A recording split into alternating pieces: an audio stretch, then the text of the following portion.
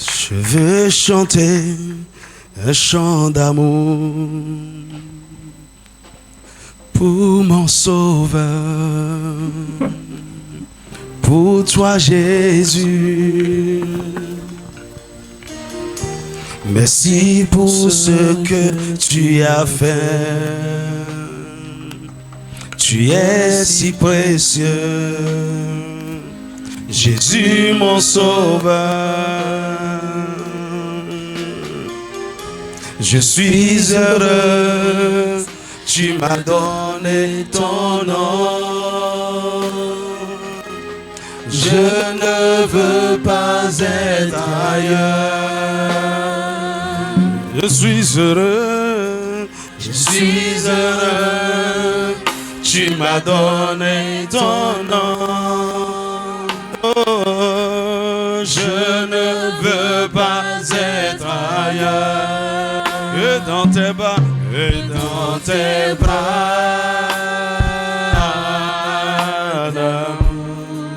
dans tes bras d'amour, et dans tes bras d'amour, dans tes bras d'amour, et dans tes bras d'amour, dans tes bras d'amour, dans tes bras d'amour, dans tes bras d'amour, dans tes bras.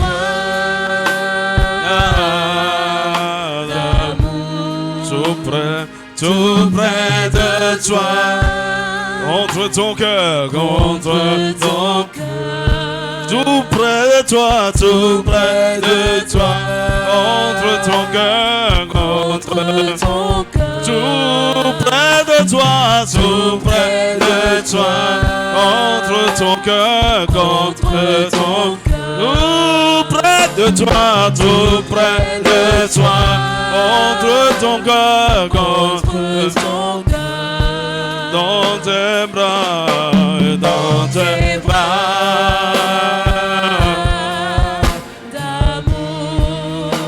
tes bras d'amour, dans tes bras d'amour, dans tes bras d'amour, dans tes bras.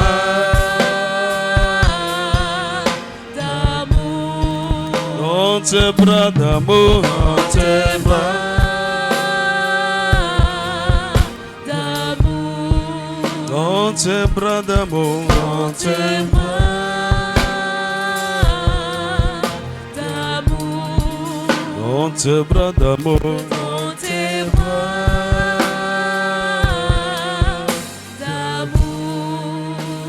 Amen.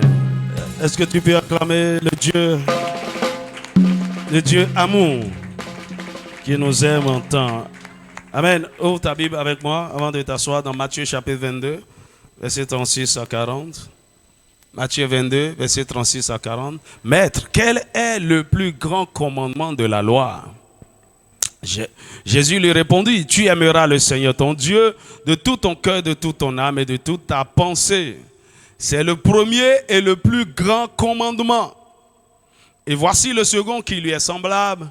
Tu aimeras ton prochain comme toi-même. De ces deux commandements dépendent toute la loi et les prophètes. Deutéronome chapitre 10 verset 12.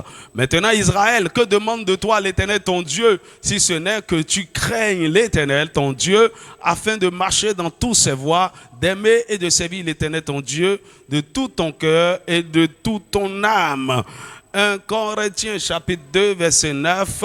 Mais comme il est écrit, ce sont des choses que l'œil n'a point vues, que l'oreille n'a point entendues et qui ne sont point montées au cœur de l'homme, des choses que Dieu a préparées pour ceux qui l'aiment. Amen. Que Dieu bénisse sa parole. Tu peux t'asseoir dans sa présence. Alléluia. Qui sont ceux qui ont besoin d'amour ce matin? Qui sont ceux qui ont besoin d'amour, de recevoir l'amour, l'affection, la chaleur, l'attention. Alléluia.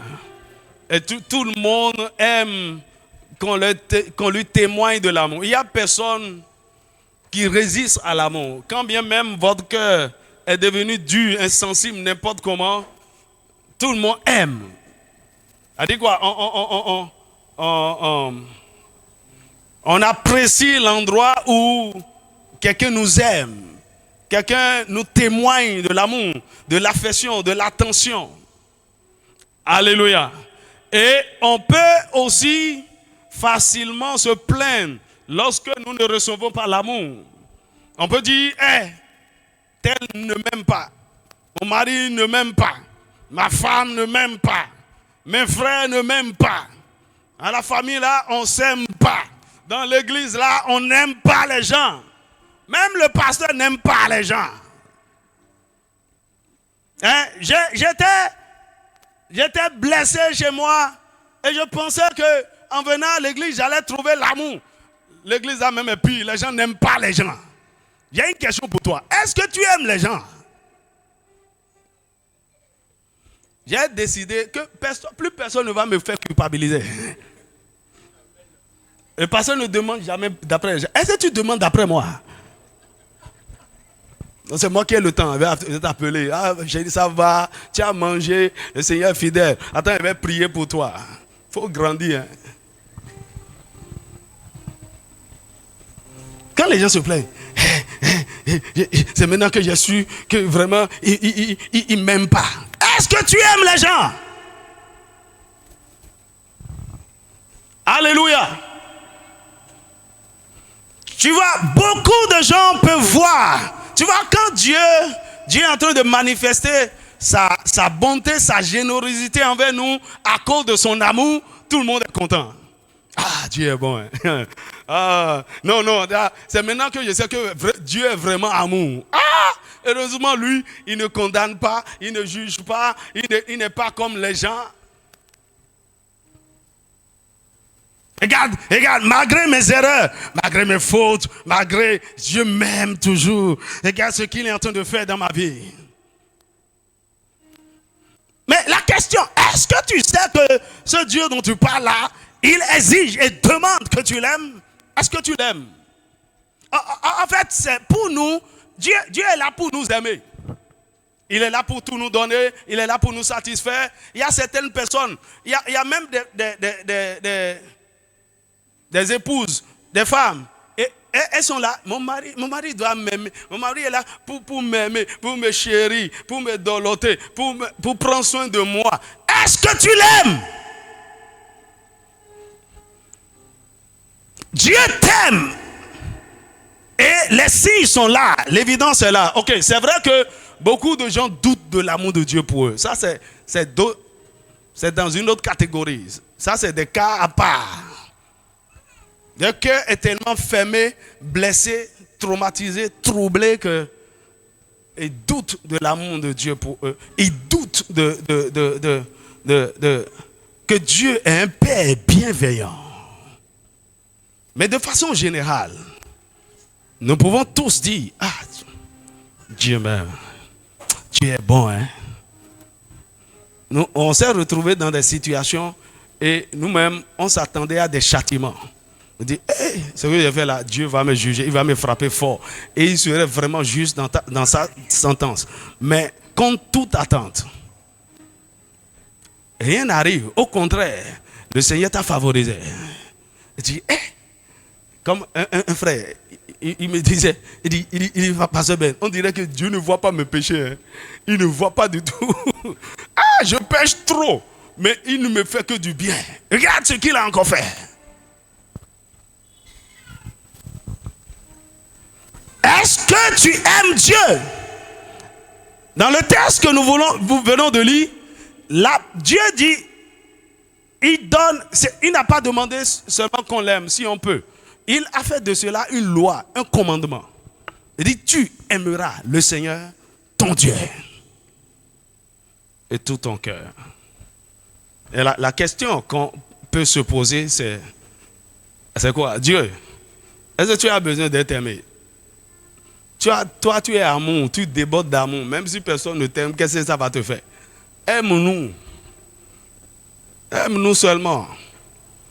Mais pourquoi il exige Dieu n'a pas besoin de notre amour. En réalité, vous ne pouvez pas aimer sans recevoir d'abord son amour. Ok? Mais pourquoi il exige qu'on l'aime? Il veut qu'on l'aime à cause de nous. Il veut qu'on l'aime pour notre propre bien. Comme le texte qu'on a lu le dimanche dernier, je crois que c'est Job 22, verset 1 à 2. Si tu es juste, si tu es droit, si tu obéis à la parole de l'Éternel, qu'est-ce que Dieu y gagne? Rien. C'est pour notre plus grand bien. Pourquoi? Il y a des choses que Dieu, à cause de son amour, veut nous donner. Il y a des accès, il y a des portes, il y a des positions, il y a des dimensions d'élévation dans lesquelles Dieu veut nous amener. Et nous ne pouvons pas avoir accès à ces choses si nous ne l'aimons pas. Autrement dit, tu vois, qu'est-ce qui change le statut d'une femme ordinaire, banale, issue d'une famille pauvre et modeste? Le fait qu'elle aime cet homme lui fait la cour. Ok? Elle est libre de dire oui ou non. Si elle aime cet homme et suit cet homme et se marie à cet homme, son statut change. Ça lui donne accès à certaines choses naturellement. En fait, l'homme a désormais même des obligations et des responsabilités envers elle. Et elle a même des droits. Juste parce qu'elle aime. C'est la même chose. Dieu nous demande de l'aimer. Et lorsque nous l'aimons, cela nous rend éligibles à certaines choses. Dieu devient responsable envers nous par rapport à certaines choses. Et nous avons des droits même que nous pouvons réclamer parce que nous l'aimons. Parce que nous sommes devenus son épouse. Dis-moi amen. Est-ce que vous savez que le jour où un homme devient conscient que sa femme ne l'a jamais aimé, ça peut arrêter beaucoup de choses. Beaucoup de choses. Et même arrêter le mariage. Dis-moi amen. Maintenant imaginez que sur toute la terre, il y a très peu de gens qui aiment Dieu. Ici là, je vais te dire, on va poser la question. Qui sont ceux qui aiment Dieu? Tu vas lever la main. Parce que tu ne sais même pas ce que ça veut dire. Aimer Dieu. Tu crois que, ouais, moi j'aime Dieu. Hein? Oh, Dieu sait que je l'aime. Tu crois que c'est les émotions, c'est les sentiments? Tu vois, quand il t'a fait quelque chose de bien, ou bien tu es à l'église, sa présence est sur toi. Et puis tu dis, oh, le Seigneur est bon. Il est bon là seulement. Et tu vas le chanter, tu vas le célébrer. Et quand tu quittes là, dis vraiment, Dieu là, je ne comprends plus. Hein. Je pensais qu'il m'aimait.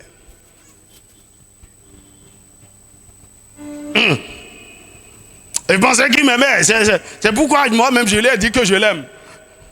Maintenant, je retire mon amour. Je ne l'aime plus. Tu ne l'as jamais aimé. Maintenant, est-ce que vous savez quelle est la frustration de Dieu?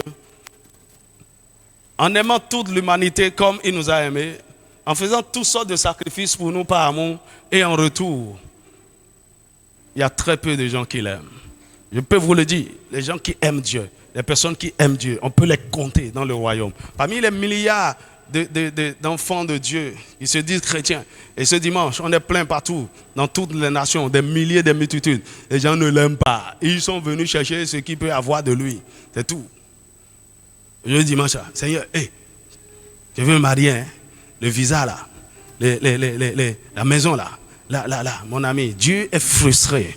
Et ma prière est que tu deviennes, tu fasses partie désormais de cette espèce rare que Dieu cherche sur la terre et dit, voici mon fils, je sais qu'il m'aime. Dis-moi amen. Vous savez, ceci a été ma poursuite depuis des années. Et ma prière que je fais tout le temps, Seigneur, fais de moi l'une de ces personnes qui t'aiment d'une manière exceptionnelle. Que dans ma génération et plus tard, on ne va pas trouver quelqu'un comme moi. Mon ami, on va voir après, aimer Dieu, ce n'est pas une affaire de sentiments, de sensations, d'émotions. Non, c'est une affaire de décision. Et aimer Dieu vous pousse à faire certaines choses dont nous allons parler. Dis-moi amen. Donc, aimer Dieu La Bible nous dit dans 1 Jean chapitre 4 verset 8, celui qui n'aime pas n'a pas connu Dieu, car Dieu est amour. Dieu est amour et la source de tout véritable amour parmi les hommes. Celui qui a véritablement connu Dieu dans son essence d'amour doit manifester naturellement l'amour. L'amour est le thème central de la Bible. Et quand vous regardez l'histoire de la Bible, est une histoire d'amour. C'est une histoire d'un roi amoureux qui aime ses citoyens, qui aime ses enfants et qui, dans sa bonté, il nous a créés à son image et à sa ressemblance par amour. Et il nous a donné la terre comme héritage par amour. Et lorsque nous sommes déchus, tombés de la grâce, il est venu nous racheter en offrant son Fils unique par amour. Dis-moi amen. Et mieux, il nous a fait don de son esprit. Et il veut que désormais, nous le représentons sur la terre, nous dominons sur la terre comme lui, par amour. Dis-moi amen. La Bible dit dans 1 Jean chapitre 4 verset 9, il dit, l'amour de Dieu a été manifesté envers nous en ce que Dieu a envoyé son Fils unique dans le monde afin que nous vivions par lui. Dis-moi amen. L'amour est le premier trait caractéristique de Dieu. En théologie, on appelle l'attribut de Dieu. Un des attributs phares de Dieu, c'est l'amour. C'est sa première vertu.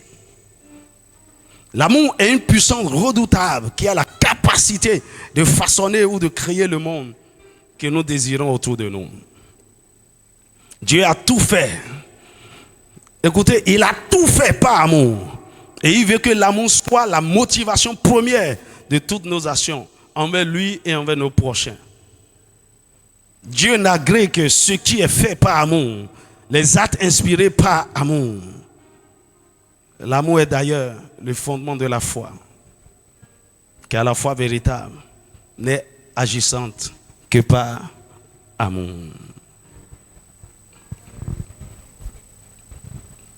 Dis-moi amen. Mais comment? Vous savez, Dieu ne peut pas nous demander de faire quelque chose s'il sait que nous n'avons pas la capacité de faire. Dis-moi amen. Je sais que c'est compliqué. Par exemple, je demande à une femme, aime-moi. Si seulement tu peux m'aimer, tu verras ce que je te ferai en retour. La personne, l'amour, est-ce que c'est forcé? Je ne t'aime pas, non. C'est forcé. Ce que Dieu nous demande, ça ressemble un peu à ça. Aime-moi. Il dit, Dieu, je ne t'aime pas. Comment je peux t'aimer si il n'y a pas une connexion entre nous? Avec Dieu, c'est différent. C'est pas Rigobert ou Dagobert qui te demande de l'aimer. Dis-moi amen. C'est l'amour qui te demande de l'aimer. Et comment il rend cela possible? Vous ne pouvez pas aimer si vous n'avez pas l'amour. Ok? Et au commencement, parce que nous avions été créés à son image et à sa ressemblance, et que Dieu est amour, nous étions aussi amour. Mais après la chute, nous avons perdu notre nature, notre identité divine. Nous avons perdu l'amour. Et l'homme est devenu égocentrique, orgueilleux, centré sur lui-même. Il ne pense qu'à lui-même. Et c'est comme ça. Partout, les hommes, il n'y a pas l'amour. Les hommes sont égoïstes, naturellement. Aimer d'autres, non, c'est pas intérêt. Si je t'aime, c'est pas intérêt. Si je témoigne une sorte d'amour envers toi, il faut savoir, il y a un intérêt derrière. Parce que l'homme naturel, déchu de la gloire de Dieu, perverti par la nature du péché, ne peut pas aimer. Il faut arrêter. C'est parce que vous qui regardez nos Velas, les quoi là, vous êtes sur Hollywood, les histoires d'amour, arrêtez, il faut sortir de ces trucs-là. Vous ne pouvez pas manifester le véritable amour sans rencontrer l'amour. Dis-moi amen. Alors qu'est-ce que Dieu fait? Lorsque nous étions encore pécheurs, incapables d'aimer, par amour, il est mort pour nous. Il a livré son Fils unique pour nous. Et lorsque sa grâce nous localise, alors voyez l'histoire, il a déjà pourvu à ce qu'il faut pour que nous l'aimions. Le sacrifice a été fait depuis plus de 2000 ans. Et maintenant, il nous poursuit. Il nous poursuit. Il nous poursuit. Ça veut dire quoi? Il nous fait la cour. Il nous fait la cour. Il nous fait la cour. Et nous avons la capacité de le recevoir parce qu'il y a quelque chose de divin en nous qui appelle à la divinité. Même si nous étions déconnectés de lui, il y a une profondeur en nous. Parce que l'Esprit de Dieu n'a pas été ôté. L'Esprit a été déconnecté de Dieu. Et cet Esprit appelle toujours. Cherche Dieu. Il y a un vide en nous. Donc il nous poursuit. Il nous poursuit. Et lorsque cette grâce nous localise, se manifeste, il nous fait la cour, il nous fait du bien, il nous délivre. C'est Dieu en train de nous faire la cour. Jusqu'au jour où on décide de l'accepter. Oui, j'accepte Jésus aujourd'hui. Et lorsque tu l'as accepté, tu viens de recevoir l'amour. Et parce que tu as reçu cet amour, l'esprit d'amour qui manifeste l'amour va rentrer en toi. Le Saint-Esprit. Donc, il y a quelque chose qui n'est pas humain qui entre en toi. C'est divin. C'est pourquoi lorsque l'amour de Dieu pénètre en toi, toi-même tu deviens bizarre. Comment je peux pardonner ça? Comment je peux laisser? Comment je peux aimer quelqu'un comme ça? Oui, l'amour de Dieu. Et maintenant, puisque nous sommes encore dans la chair, contrôlés par notre âme, nos émotions et notre passé, cet amour ne trouve pas facilement son expression du jour au lendemain. Il s'efforce parce qu'il faut que notre intelligence soit renouvelée. Il faut que nos cœurs soient guéris. Il faut qu'il y ait une transformation pour que l'amour trouve son expression totale. Dis-moi amen. C'est pourquoi là où tu es, tu as Jésus, l'amour, la plénitude de l'amour est en toi, mais tu ne peux pas la manifester parce que ton cœur est encore malade. Ton cœur est traumatisé. Ton cœur, la façon, la perception de l'amour selon le monde, c'est ça qui te conduit encore. Alléluia. Maintenant, lorsque cet amour commence par trouver son expression en toi, tu commences par laisser l'amour se manifester. La guérison commence par s'opérer. Tu commences par recevoir cet amour, par accepter l'amour. Et mieux, Dieu va commencer par t'amener dans des expériences personnelles. Parce que l'amour de Dieu, on découvre cela par révélation. Et la révélation vient pas des expériences personnelles. Dis-moi amen. Et c'est ça qui t'amène à être finalement convaincu et certain de l'amour de Dieu pour toi. Tu ne parles pas de ce qui est écrit dans la Bible. Okay? Nous croyons en l'amour de Dieu à travers ce que la Bible nous dit de l'amour de Dieu. Mais tu dois aller au-delà de ce que la Bible dit de l'amour de Dieu. Et si tu parles de l'amour de Dieu, c'est ce que tu as expérimenté. Dis-moi amen. Et donc quand tu arrives là et tu commences par recevoir, par comprendre, par accepter l'amour de Dieu, cela t'amène à quelque chose. Cela t'amène à te découvrir maintenant en Dieu. Dis-moi amen. Cela commence par t'amener à découvrir qui tu es, ta valeur, ton importance en Dieu. Parce que tu entends la voix de Dieu qui te dit: ah ma fille, si seulement tu sais, tu savais combien je t'aime. Tu es précieuse à mes yeux. Voici ce que tu es en moi. Tu commences par te découvrir ton identité, ta valeur. Et parce que tu commences par te découvrir en Dieu, ta valeur en Dieu, tu vas commencer par t'apprécier tel que tu es. Et c'est alors que tu peux t'aimer. Dis-moi amen. Suis-moi bien. Parce que la finalité de l'amour, dans son accomplissement, c'est que tu aimes Dieu et que tu aimes aussi ton prochain comme toi-même. Ok. Donc, avant que tu n'aimes ton prochain comme toi-même, il faut que tu aimes Dieu. Parce que c'est l'amour de Dieu que tu as pour Dieu, d'accord, qui va déterminer l'amour que tu as pour toi-même. Et parce que tu t'aimes, tu peux aimer le prochain. Et voici les deux grandes choses. Si Dieu veut t'utiliser et tu vas devenir grand sur cette terre, tu dois pratiquer ce commandement qui est en deux. Aime Dieu et aime ton prochain. Tu deviendras un grand leader sur la terre.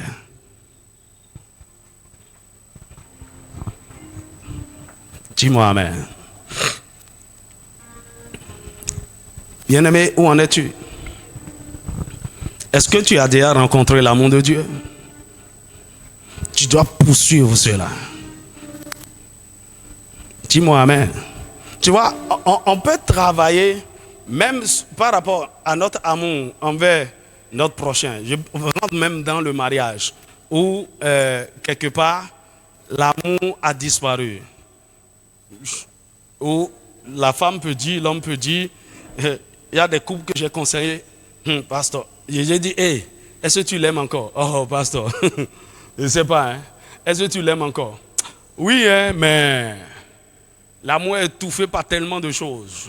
Ok, est-ce qu'on peut débarrasser toutes ces choses et réveiller l'amour? Il y a un travail qu'on peut faire pour restaurer l'amour entre l'homme et la femme, là où l'amour a disparu. Dis-moi amen. Et de la même manière, lorsque tu sens qu'avec Dieu, entre Dieu et toi, ça ne va pas, il y a un travail que tu peux faire pour restaurer l'amour.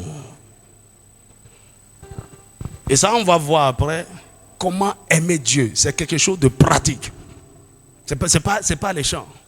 Oh, comme j'aime Jésus. Tout le monde est en train de chanter et toi-même tu chantes. Quand je suis en train de chanter ce chant-là, tu ne sais pas ce que ça veut dire. Oh, comme j'aime Jésus, car il m'aima le premier. Oh, comme j'aime Jésus. Oh, comme j'aime Jésus. Oh, comme j'aime Jésus, car il m'aima le premier. Madame, s'il y a une révolution que Dieu, il y a un réveil que Dieu doit provoquer dans son église, c'est un réveil d'amour. Dis-moi amen. Tu as vu, les gens parlent de réveil partout. Hein. Et quand ils parlent de réveil, c'est le feu, c'est l'onction, c'est la puissance, c'est la prière, mon ami. Non. Si on peut retourner à l'amour de Dieu, à l'amour pour Dieu, c'est fini. C'est fini. Les gens n'aiment pas Dieu. Même les pasteurs n'aiment pas Dieu. Ils aiment le ministère. Ils aiment, c'est pas, les privilèges du ministère. Ils aiment, les gens sont en train de servir Dieu. Il n'y a pas l'amour. Et c'est ma prière. Que le Saint-Esprit nous retourne à l'amour de Dieu. Alléluia. Quelle est l'importance de l'amour? Pourquoi Dieu tient si tant à l'amour? Premièrement, Dieu est amour et il prend plaisir dans l'amour. Dieu est amour et il prend plaisir dans l'amour.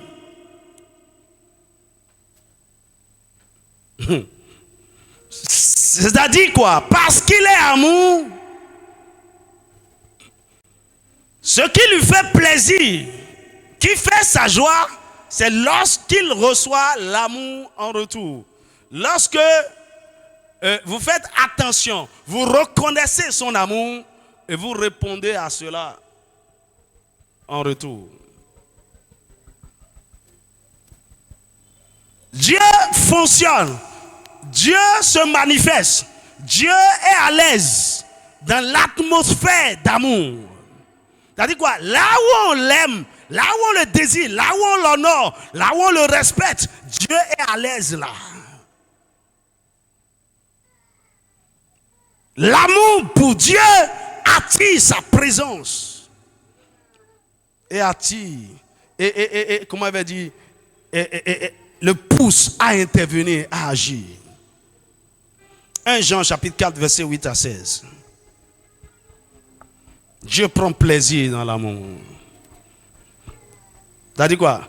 Parce que vous l'aimez, cela permet à son amour de s'exprimer. Dis-moi amen. Tu vois, il y a un homme qui aime une femme qui est derrière elle. Hein? Il est tellement amoureux et il est prêt à faire n'importe quoi. Et vous savez quoi? Votre joie se trouve non pas dans le fait que vous recevez l'amour, mais dans le fait que vous donnez l'amour et l'amour est reçu. Je ne sais pas si vous me comprenez.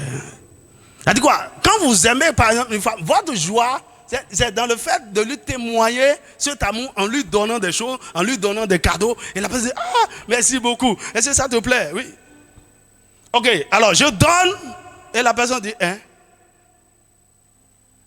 C'est montre de 1500 tu as trouvé. Est-ce que ça te plaît? Ça ne me plaît pas.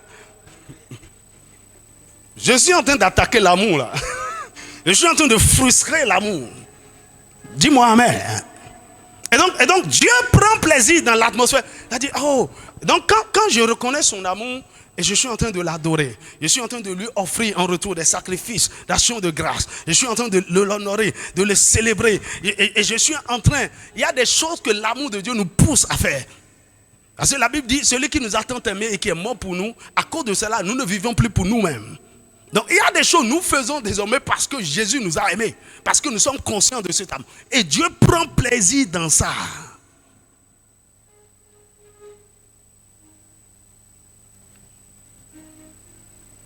Tu as vu cet homme, il a l'argent, sa femme l'aime tellement, il aime tellement sa femme. Il lui a acheté une voiture de 50 millions et il est content. Et qu'est-ce qui fait sa joie? C'est de voir sa femme au volant là, en train de conduire. Il dit, ouais, voici ma femme. Il est content. Parce que l'amour a donné et l'amour a été reçu et ça fait sa joie. Vous imaginez combien de fois Dieu a exprimé son amour pour nous. Et la plus grande expression de l'amour de Dieu, c'est le sacrifice de son fils Jésus.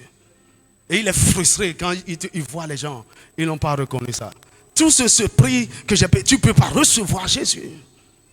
Alors donc quand il trouve les gens qui ont reçu, qui ont compris et qui ont accepté Jésus et qui l'adorent, waouh, cela fait plaisir. Aide-moi à dire à ton voisin, il est temps que tu fasses plaisir à Dieu.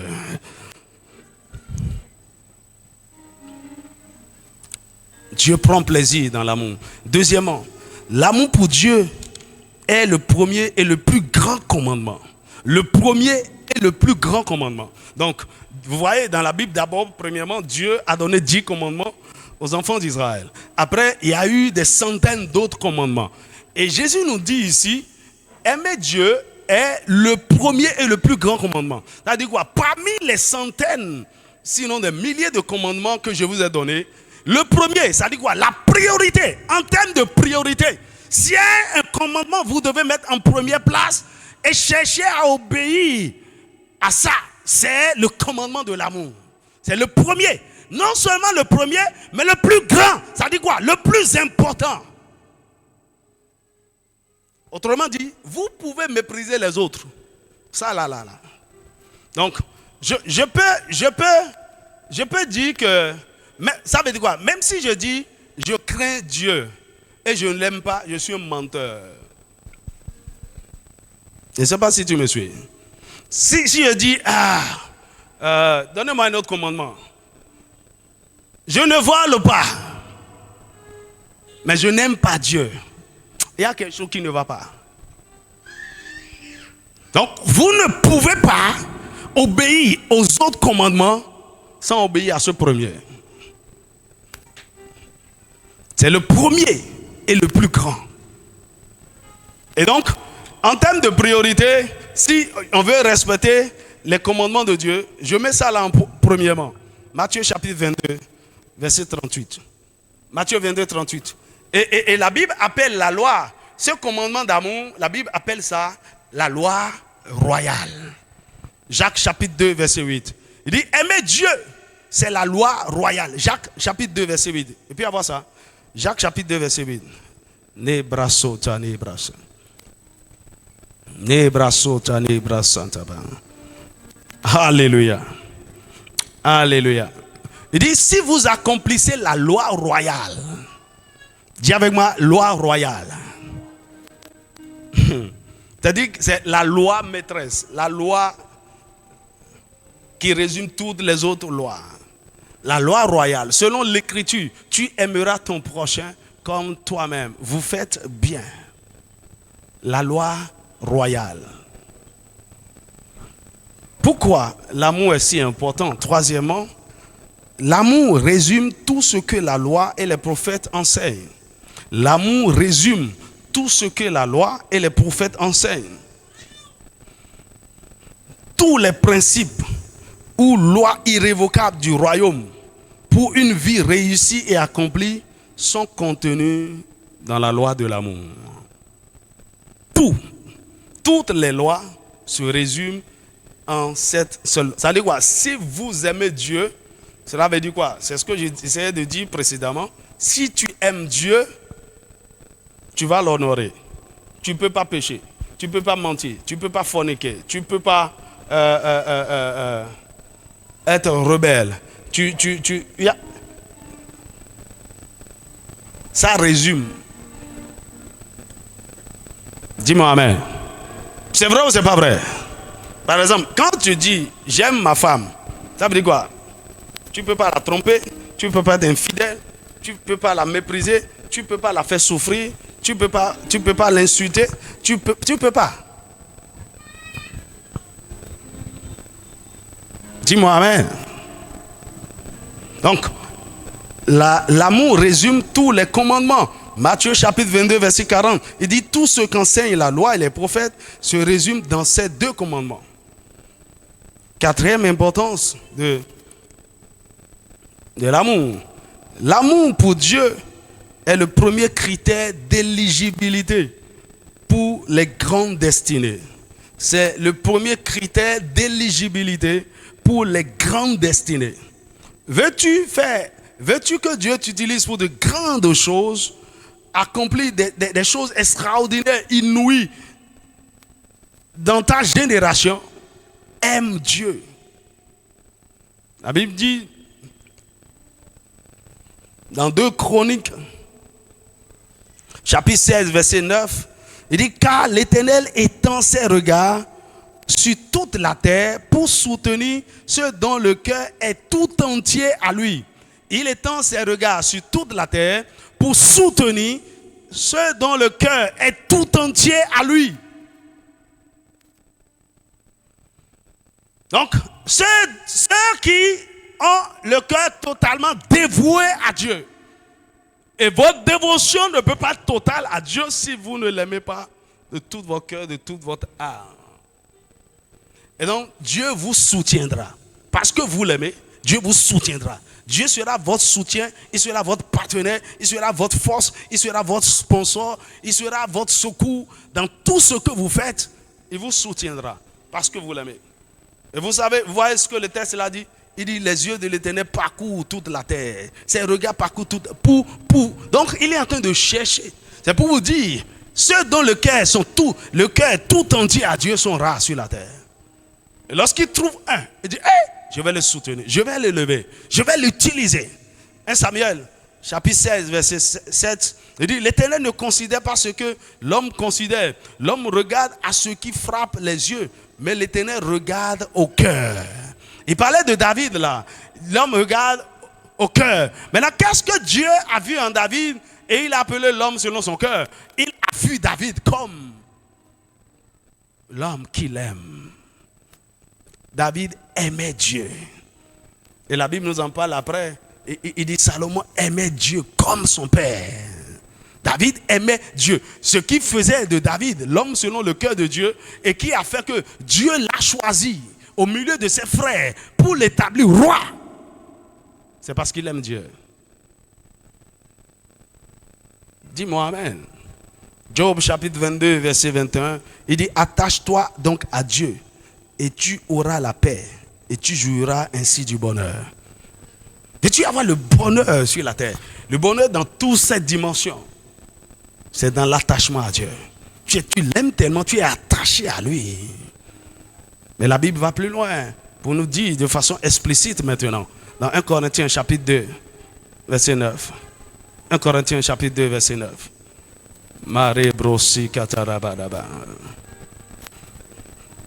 Écoutez, je vous ai dit, en avril 2012, un matin, je priais, le Seigneur m'a dit, il dit, tu sais quoi, l'humanité est encore vierge. Il dit, avec tout ce développement technologique là, il dit, oui, l'humanité est encore vierge. Et je cherche des amoureux à qui je vais montrer des choses que le monde n'a encore jamais vues. Je vais vous dire quelque chose. Dieu a ses regards tournés vers l'Afrique. Et l'Afrique est l'avenir de l'humanité.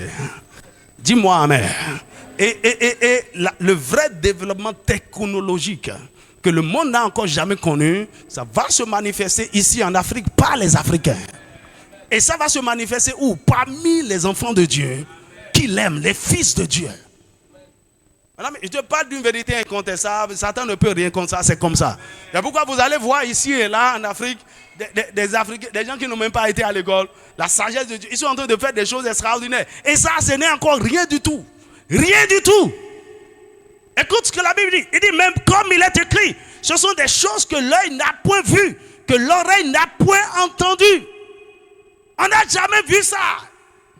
C'est pas que on va faire des recherches pour voir des cas d'invention semblables. Non, il n'y en a pas. On n'a jamais vu. L'oreille n'a jamais entendu. Et qui ne sont point montés au cœur de l'homme. Ça ne peut pas monter au cœur de l'homme. Parce que c'est dans le cœur de Dieu. Et ce sont les amoureux qui sont connectés à son cœur qui peuvent télécharger ça de son cœur. Il dit des choses que Dieu a préparées pour qui? Lis la suite avec moi, la fin là. Dieu a préparé pour qui?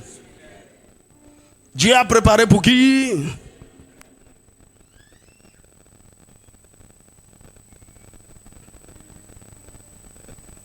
C'est clair, hein? Non, si tu ne l'aimes pas, il ne faut pas te compter dans ça là, ça ne te concerne pas. Dis-moi amen. Dieu l'a préparé pour ceux. Donc quand tu l'aimes, tu vas voir comment il va commencer par t'introduire dans son intimité, pour te montrer des choses, pour te révéler des choses. Tu vas te voir dans des visions et les gens vont t'enseigner. Tu vas te voir dans des dimensions, dans une classe, on va t'enseigner. Voici la formule pour créer telle chose. Et on va t'enseigner des choses que personne sur la terre. Ce n'est pas les inventions que les Adam, les fils de Satan sont en train de faire et qui nous créent encore des problèmes. Vous voyez ce qu'ils appellent l'intelligence artificielle aujourd'hui? C'est un instrument entre les mains du diable pour manipuler encore l'humanité. Mais Dieu cherche ses fils qui va utiliser pour créer, pour manifester la vraie intelligence artificielle.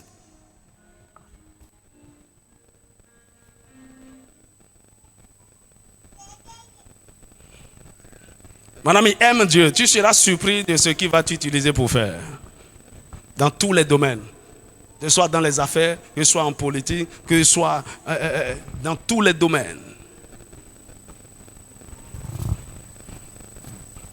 Pourquoi l'amour est important? 5. L'amour pour Dieu est la clé maîtresse des bénédictions et de la prospérité à tous égards. L'amour pour Dieu est la clé maîtresse des bénédictions et de la prospérité à tous égards. Ça ne sert à rien de courir derrière l'argent, les biens de ce monde. Tout ce que tu as fait, c'est d'aimer Dieu. Donnez-moi 1 Roi chapitre 3, verset 3 à 5. 1 Roi chapitre 3, verset 3 à 5. La Bible nous parle là de Salomon. Vous savez, Salomon était l'homme le plus riche de son temps, l'homme le plus riche de son époque. Maintenant, qu'est-ce qu'il a qualifié est un homme aussi puissant et prospère. Voici, il dit Salomon aimait l'Éternel.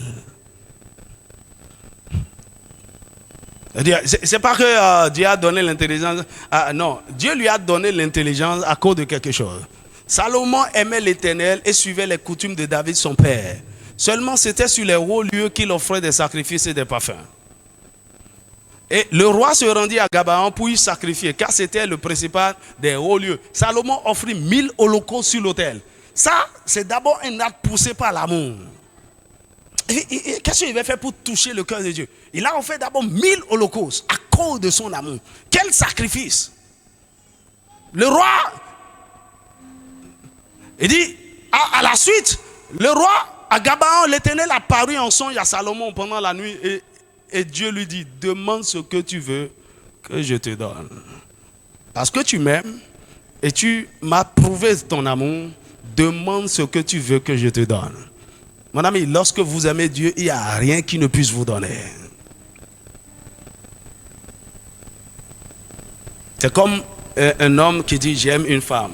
Lorsqu'il y a un amour véritable, lorsque tu vois un homme grand, puissant, d'accord, qui est riche et qui aime vraiment sa femme, quand tu vois, tu sauras.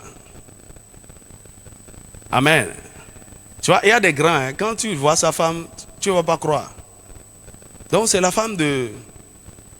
Tu ne ressembles pas à la femme de ce grand homme-là. Il y a quelque chose qui ne va pas. Lorsqu'on aime, il n'y a rien qu'on ne puisse vous donner. C'est-à-dire, demande ce que tu veux. Qu'est-ce que tu veux?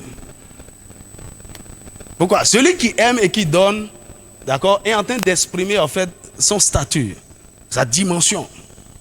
Et on voit à travers ce qu'il aime, qui il est.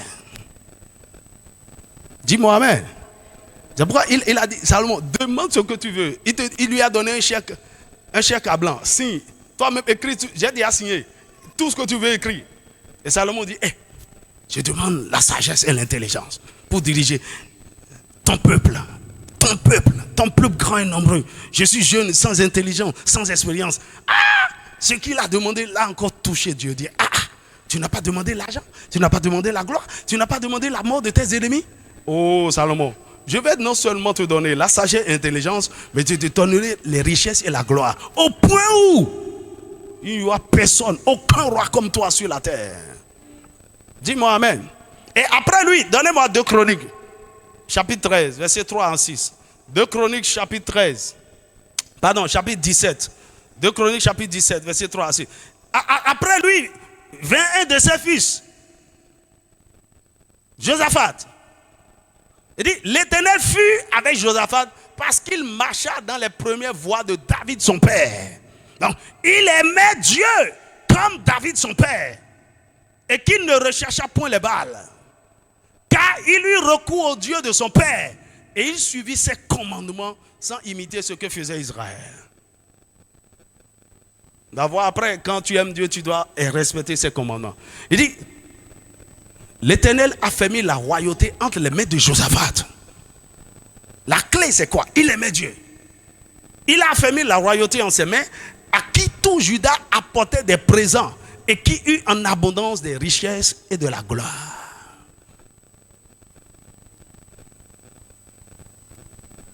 Il dit, son cœur grandit dans les voies de l'Éternel. Et il fit encore disparaître de Juda les hauts lieux et les idoles. L'un des rois, en dehors de Salomon et de David, que Dieu a élevé dans la gloire, dans la puissance, dans la richesse, dans l'abondance, c'est Josaphat, parce qu'il aimait Dieu. Mon ami, vous aimez Dieu, il n'y a rien qui ne puisse vous donner. Je vous assure. Parce que tout lui appartient. C'est votre mari, c'est votre époux, à qui appartient l'or et l'argent. Donc vous avez accès aussi à tout. Dis-moi amen. Quand tu épouses un homme riche, tu es riche. Amen.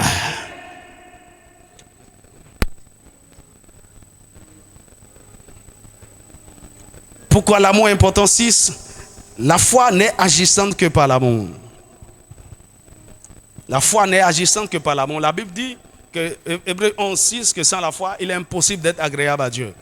On dit que la foi est la chose la plus importante. Non, il faut avoir la foi, il faut avoir la foi. Mais vous devez savoir que cette foi qui nous rend agréable à Dieu n'est pas fonctionnelle sans l'amour. La foi est agissante par l'amour. Donc la foi peut être là et être importante. La foi peut être là et ne pas être opérationnelle. Mais lorsque la foi rencontre l'amour dans notre cœur, elle manifeste tout son potentiel. Galates chapitre 5 verset 6, il dit qu'en Jésus-Christ, ni la circoncision, ni l'incirconcision n'ont de valeur, mais seulement la foi qui est agissante par l'amour.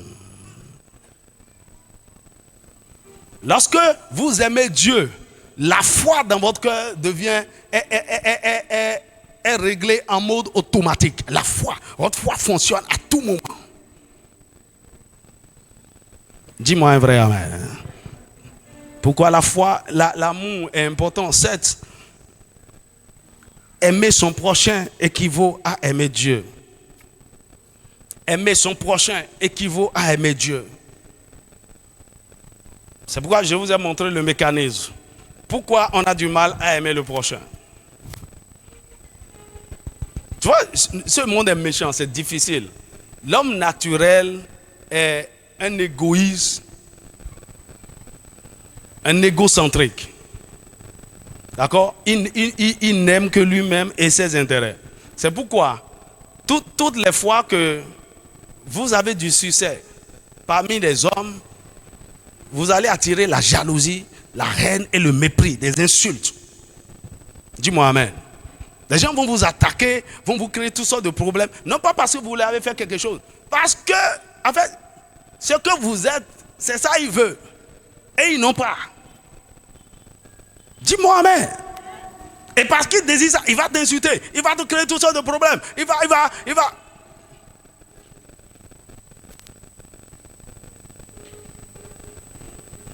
Et maintenant, tu es étonné, mais qu'est-ce que je lui ai fait? Le problème, parce que tu as compris l'amour, tu es étonné de son comportement. Mais l'homme naturel fonctionne comme ça. Parce que sans aimer Dieu, sans rencontrer l'amour de Dieu, qui vous a guéri vous-même, vous ne pouvez pas aimer votre prochain. C'est pourquoi il faut comprendre les jaloux, les aigris, il faut prier pour eux. C'est normal. C'est-à-dire quand tu sors de ta maison, même ce matin-là, et tu as vu en robe, qu'est-ce que tu lui as fait? Non, l'homme. Maintenant, Dieu te demande d'aimer celui-là. Dieu te demande de prier pour celui-là. Parce qu'il est en train de manifester quelque chose à cause de sa nature du péché. Dis-moi amen. Et pour montrer réellement que vous avez aimé Dieu, que vous avez rencontré l'amour de Dieu, il dit aimez votre prochain. Le prochain qui est difficile, qui vous crée des problèmes, qui vous calomnie, il dit aimez. C'est ça qui prouve que, ok, vous aimez réellement Dieu. Il dit faites du bien à ceux qui vous persécutent. Priez pour ceux qui vous maudissent. C'est quoi ça? Il dit si ton ennemi a faim, donne-lui à manger.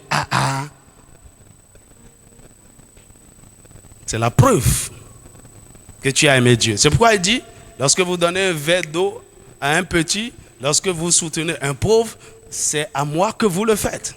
Toutes les fois que vous démontrez l'amour envers le prochain.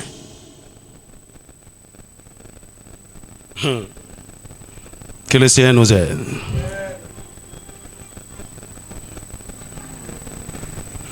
Alors donc, le test véritable de l'amour de Dieu agissant dans nos cœurs, c'est notre capacité à aimer le prochain.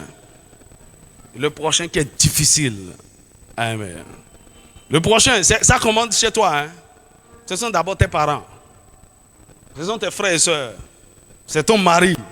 C'est des gens qui t'ont fait du mal, des gens qui t'ont blessé. Ok? Et maintenant que tu as rencontré l'amour et l'amour t'a guéri, tu dois les aimer en retour pour montrer que tu aimes Dieu. Hello.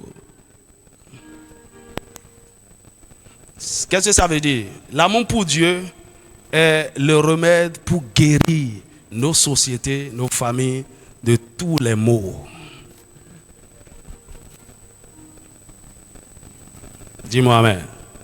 Alors, pourquoi il y a des guerres, il y a des conflits, quelqu'un prend le nom de son voisin et l'amène chez un féticheur, sa photo. Pourquoi? Parce qu'il n'y a pas l'amour du prochain. Pourquoi même dans l'église, il y a des compétitions? Les gens se font du mal, les gens cherchent même à faire du mal à leur pasteur, ils veulent tuer le pasteur. Hein? Pourquoi entre même serviteurs de Dieu, il y a des compétitions, des conflits? On ne s'aime pas. Pourquoi? On n'a pas connu l'amour pour Dieu.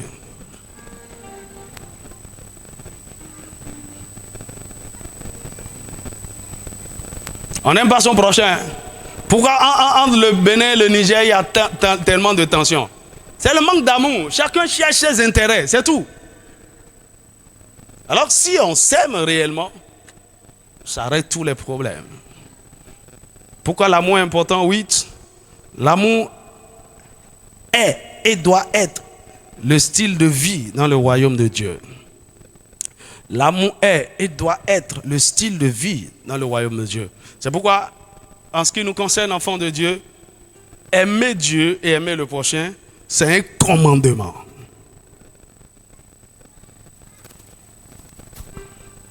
Marc chapitre 12, verset 32 à 34. Le verset 34 dit, Jésus, voyant qu'il avait répondu avec intelligence, lui dit, tu n'es pas loin du royaume de Dieu. Il a répondu, il a dit, ouais, tu aimeras le Seigneur ton Dieu de tout ton cœur, de toute ton âme et ton prochain comme toi-même. Il dit, ah, tu as bien répondu, tu n'es pas loin. En fait, c'est la réalité du royaume de Dieu. Dans Jean chapitre 3, verset 34, il dit, je vous donne un commandement nouveau. Aimez-vous les uns les autres comme je vous ai aimé. Vous aussi, aimez-vous les uns les autres. Il dit, c'est en cela que tous reconnaîtront que vous êtes mes disciples. C'est un style de vie.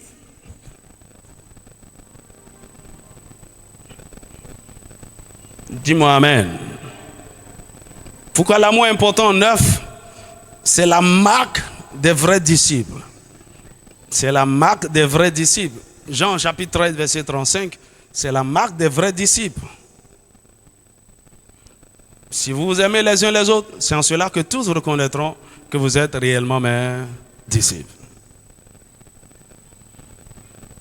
Alors, on peut faire toutes sortes de choses sans l'amour. Nous ne sommes pas encore des véritables disciples de Jésus. Pourquoi l'amour est important? Je suis en train de filer pour finir. 10. L'amour est la plus grande des 3 choses qui demeurent. C'est la plus grande des 3 choses qui demeurent. 1 Corinthiens chapitre 13, verset 13. Il dit au-delà de tout, il y a 3 choses qui demeurent. La foi, l'espérance et l'amour. Et la Bible nous dit, le plus grand de ces choses. Donnez-moi 1 Corinthiens 13, 13. Ok?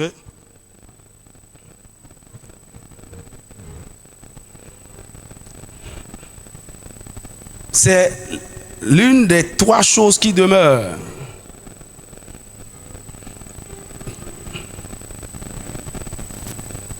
Allô? C'est-à-dire quoi? Sur la terre,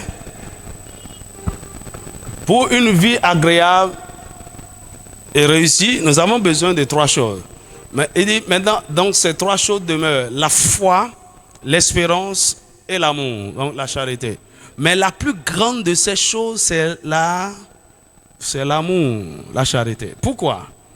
Même lorsque nous allons quitter cette terre, on sera au ciel, on n'aura plus besoin de foi. Est-ce qu'on aura besoin de foi au ciel? Non, nous sommes dans les réalités, nous sommes dans le now, dans le présent. Est-ce qu'on a besoin d'espérance? Un jour mes yeux verront Jésus. Non, il est en face. Il n'y a plus. Mais la seule chose qui coule dans l'éternité, c'est l'amour. Tu vois, quand tu vois Jésus, c'est l'amour. C'est-à-dire que le ciel, tout ce qui maintient le ciel ensemble et coordonne tout, c'est l'amour. Du trône de Dieu coule l'amour. La seule chose qui demeure, la plus grande. 11, pourquoi l'amour est important? L'apôtre Paul recommande formellement de rechercher l'amour. C'est 11. C'est la seule chose que l'apôtre Paul nous demande de rechercher. 1 Corinthiens chapitre 14, verset verset 1. Recherchez l'amour.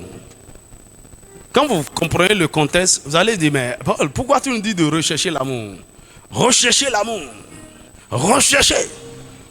Dans 1 Corinthiens 12, il nous parle des différents dons du Saint-Esprit. Des dons extraordinaires que Dieu nous a donnés par le Saint-Esprit. Et au chapitre 13, il parle de l'amour. Et il vient maintenant, au chapitre 14, il dit, ouais, les dons, tout. Mais ce que je vous demande par-dessus tout, il ne faut pas rechercher le don de foi. Il ne faut pas rechercher le don de ceci. Il ne faut pas rechercher le don de ça. Parce qu'il nous dit d'ailleurs, dans 1 Corinthiens 13, que je peux avoir la foi pour déplacer les montagnes. Je peux faire du bien. Je peux servir Dieu. Il dit, mais si je n'ai pas l'amour, je suis comme un cymbale retentissant. Je fais du bruit seulement. Il dit, c'est pourquoi, s'il y a quelque chose, ne recherchez pas les dons, ne cherchez pas à être grand, à manifester la puissance, à guérir les malades, recherchez l'amour.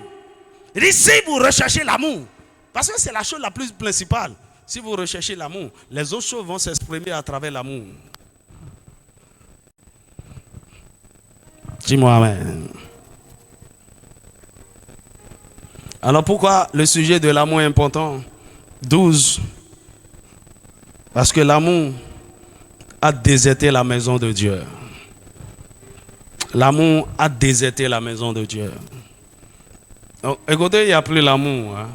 On n'aime plus Dieu. Nos assemblées sont remplies de gens charnels qui cherchent leur intérêt. Ils sont là pour Dieu. Ils sont là pour la position. Pourquoi il y a tellement de conflits? L'amour a déserté la maison de Dieu. Et il faut que l'amour revienne. C'est pour cela que nous en parlons. Les chrétiens deviennent de plus en plus égoïstes, centrés sur eux-mêmes. Comme les gens du monde. Et on veut utiliser Dieu seulement pour nous. Non, il faut que ça change. Nous prions pour un réveil d'amour. Pour une révolution d'amour. Et 13 pour finir, pourquoi l'amour est important.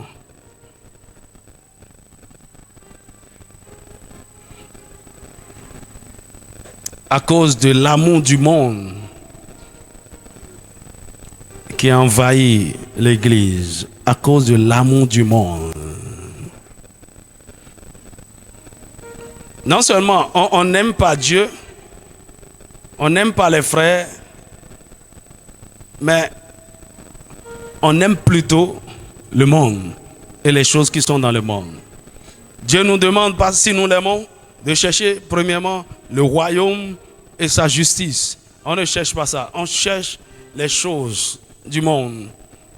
1 Jean chapitre 2 verset 15, il dit n'aimez point le monde, ni les choses qui sont dans le monde. Si quelqu'un aime le monde, l'amour du Père n'est point en lui. Puisque l'amour du Père n'est point en nous, nous poursuivons le monde. Il faut que l'amour revienne dans nos cœurs.